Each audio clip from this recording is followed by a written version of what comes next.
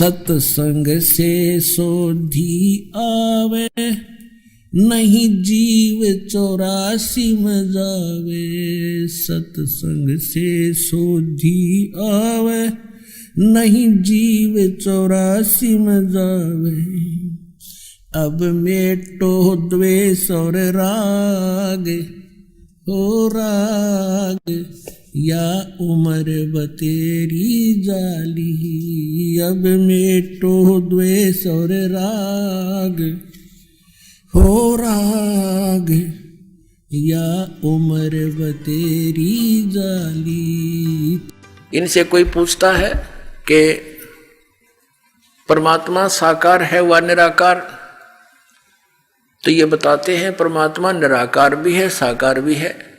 अरे भले आदमी, तुमने वेद पढ़े, फिर इनसे पूछ ले संस्कृत में, चाहे चारों वेदों के इनको मंत्र याद पा जाएंगे। गीता जी भी घोट रखी होगी संस्कृत के अंदर, और इनको वेदों का कख भी पता नहीं। यदि ये वेदों से परिचित होते, क्या शब्द बोलते कि परमात्मा निराकार है? कहते हैं वहां वो से तो निराकार है, दूसरे शब्दों में ये डिफाइन करते हैं। और जब यहां जन्म आता है ना, प्रकट होता है, जन्म लेकर, जैसे राम श्री कृष्ण विष्णु को कहते हैं ये परब्रह्म के अवतार हैं ये, तो वो साकार है। अरे वेद बताते हैं वो साकार है, परमात्मा नर आकार है, मनुष्य दृश्य सतलोक में रहता है। तो क्या इन आचार्यों को और शंकराचार्यों को वेद ज्ञान था? इनको पुराणों का ज्ञान नहीं, वेद तो बहुत दूर की बातें हैं। इनको श्रीमद् भगवद गीता का ज्ञान नहीं। अगर इनको ज्ञान होता तो ये कहते कि जैसे इनसे कोई प्रश्न करता है कि गीता ज्ञान दाता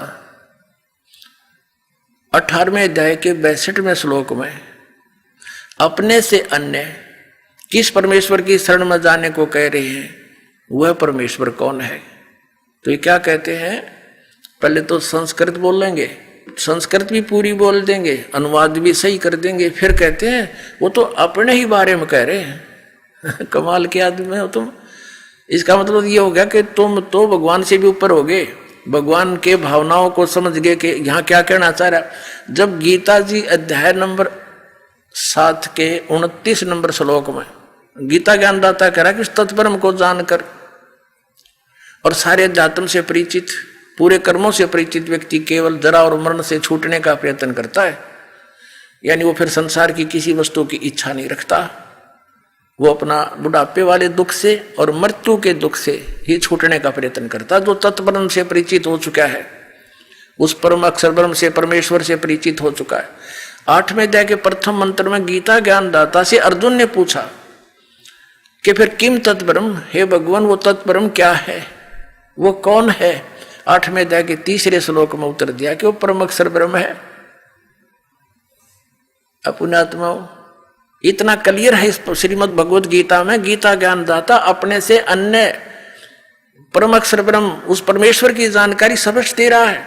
और गीता जी अध्याय नंबर 8 के श्लोक नंबर 5 और 7 में गीता ज्ञानदाता कहता है मेरी भक्ति कर, युद्ध भी कर और मुझे ही प्राप्त होगा, तू चिंता ना कर। क्योंकि ये नियम है कि जो अंश में जिसके विभाव में भावित रहता है, जिस पर आश्रित रहता है, जहां आशा तहां बादशाह हुई, वही उसी के पास जाता है। 8वें जाके 5 और 7 में तो गीता ज्ञानदाता अपने विषय में करा कि मेरी भक्ति करेगा तो मुझे प्राप्त होगा।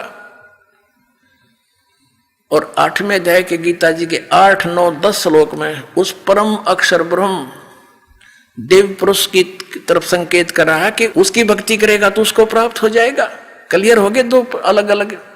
और ये कहते हैं अपने ही बारे में बोल रहा है कि उन्हें श्री कृष्ण से ऊपर कोई भगवान नहीं दिखाई देता।